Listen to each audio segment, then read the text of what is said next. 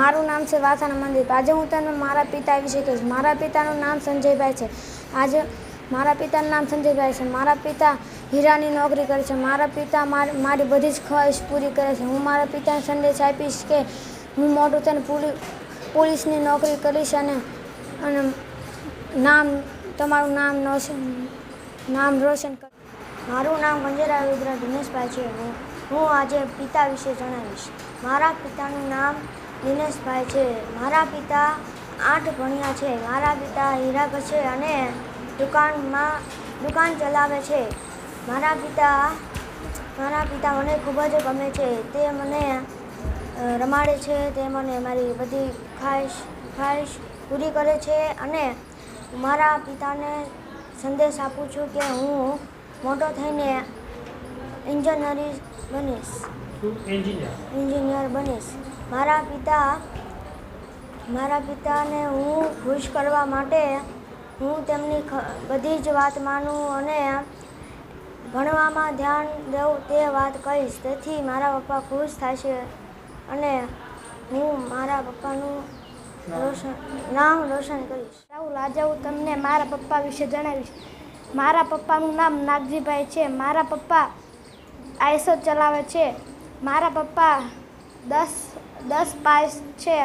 મારા પપ્પાને હું સંદેશો આપીશ કે પપ્પા હું આર્મી બનીશ અને તમારું નામ રોશન કરીશ। મારા પપ્પા મને લખવામાં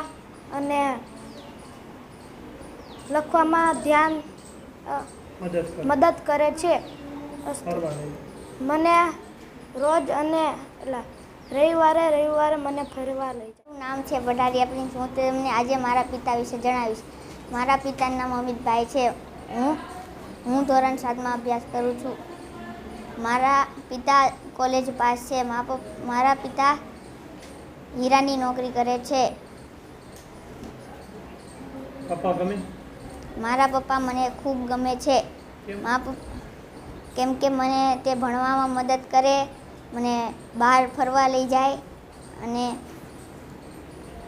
નવું ખવડાવે। હું પપ્પાને સંદેશો આપીશ કે હું મોટો થઈને એન્જિનિયર બનીશ અને તેમનું નામ રોશન છે હર્ષોરાનયન। આજે હું તમને મારા પિતા વિશે થોડુંક જણાવીશ।